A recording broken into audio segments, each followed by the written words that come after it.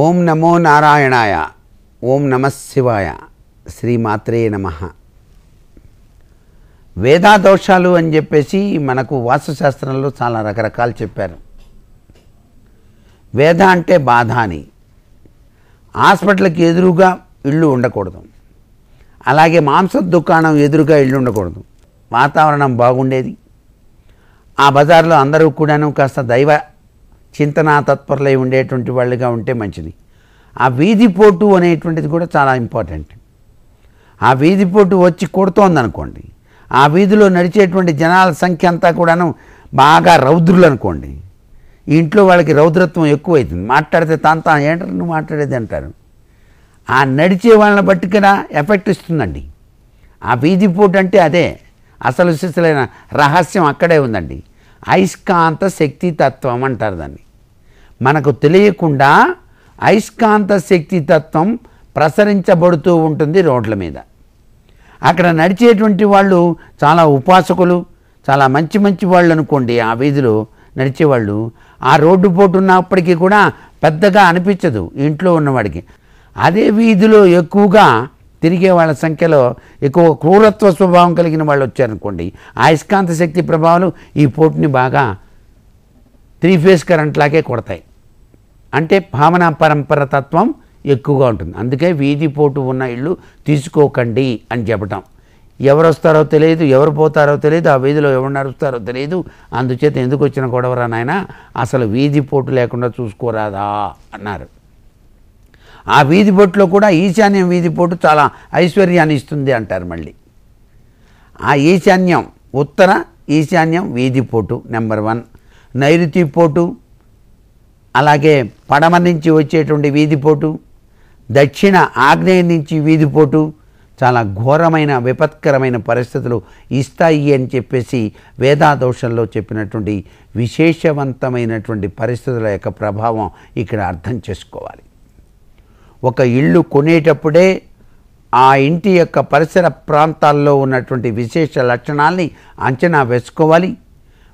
భూసార పరీక్ష దగ్గర నుంచి అది ఏ తీరున ఉంది ఇల్లు, దీర్ఘచతురస్రమా చతురస్రమా ఏమిటి, ఏ ఆకృతిలో ఉంది అని చెప్పేసి గమనించి తీసుకోవాలి. ఎటు పెరిగింది ఎటు తగ్గింది ఇవన్నీ కూడా చూసుకోవడం చాలా అవసరం.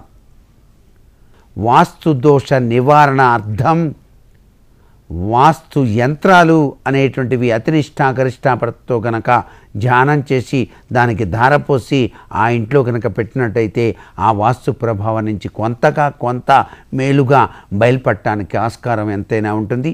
మరికొన్ని ముఖ్యమైన విషయాలు మొన్నటి చెప్పుకుందామా మరి. సర్వే జనా సుఖినో భవంతు.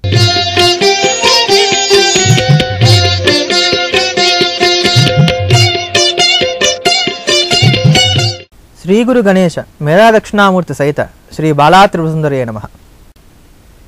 ఒకనొక గొప్పదైనటువంటి శైవక్షేత్రంలో ఉన్నటువంటి ఉన్నతమైనటువంటి గోపురం మీద ఒక పావురాల జంట గూడు పెట్టుకొని కాపురం చేస్తూ ఉంది. ఆ మగ పావురం ఆడపావురం చాలా ఆనందంగా పొద్దునే బయటికి వెళ్ళడం, వాటికి కావాల్సిన ఆహారాన్ని తీసుకోవడం, రాత్రి అవగానే ఆ గూటికి చేరడం, ఎంతో సుఖంగా కాపురం చేసుకోవడం, ఇలా కాలం గడుపుతుంది. ఇలా ఉన్నటువంటి ఈ పావురాల జంటని ఆకాశంలోంచి ఎగిరి వెళుతున్నటువంటి ఒక గద్ద చూసింది. ఆ గద్దకి మనసులో ఒక దుర్బుద్ధి పుట్టింది. అది అనుకుంది, నేను ఉన్న ప్లాన్ వెళ్ళిపోతే ఒక పావురమే నా ముక్కుకి చిక్కుతుంది, రెండోది చెక్కదు. ఎట్లయినా ఏకకాలంలో ఈ 2 పావురాన్ని కూడా నేను చంపి తినగలిగితే నాకు మహదానందం కలుగుతుంది అనుకుంది గద్ద. అలా అనుకొని వీటి యొక్క దినచర్యను గమనించి ఎట్లయినా కనిపెట్టుకొని ఉండి మాయోపాయం చేత ఈ రెండింటిని ఒకేసారి నాకు ఆహారంగా స్వీకరిస్తానని చెప్పని నిర్ణయం చేసుకుంది గ్రద్ద. అలా నిర్ణయం చేసుకున్న తర్వాత ఏం చేసింట గ్రద్ద మెల్లగా కిందకి దిగింది. ఎక్కడికి? ఈ గూడు ఉండేటువంటి దగ్గరికి దిగింది. కొంచెం దూరంగా నిలబడింది. ఈ పావురాలు ఏం చేస్తున్నాయో గమనించింది. వెంటనే ఎగిరిపోయింది. ఇదంతా మగ పావురం చూడలా, ఆడపావురం చూసింది. చూసిందిట, మహాప్రభు ఒక గ్రద్ద వచ్చింది, ఇందాక నువ్వు చూసావా అని. నేను చూడలేదు, వస్తే వచ్చింది లేదు, వెళ్ళిపోయిందిగా అన్నట్టిన. సరే ఈ ఆడపావురం కూడా ఊరుకుంది. మొన్నాడు మళ్ళా గ్రద్ద వచ్చింది. వచ్చి ఇవి ఎక్కడికి వెళ్తున్నాయి, ఎన్ని గంటలకు వెళ్తున్నాయి, ఏ వేళప్పుడు మళ్ళీ తిరిగి వస్తున్నాయి, వచ్చేటప్పుడు అసలుగా ఉంటున్నాయా, ఎలా ఉంటున్నాయి, ఇవన్నీ గమనించడం మొదలుపెట్టింది. అలా కొన్నాళ్ళ పాటు గమనిస్తూనే ఉంది గ్రద్ద.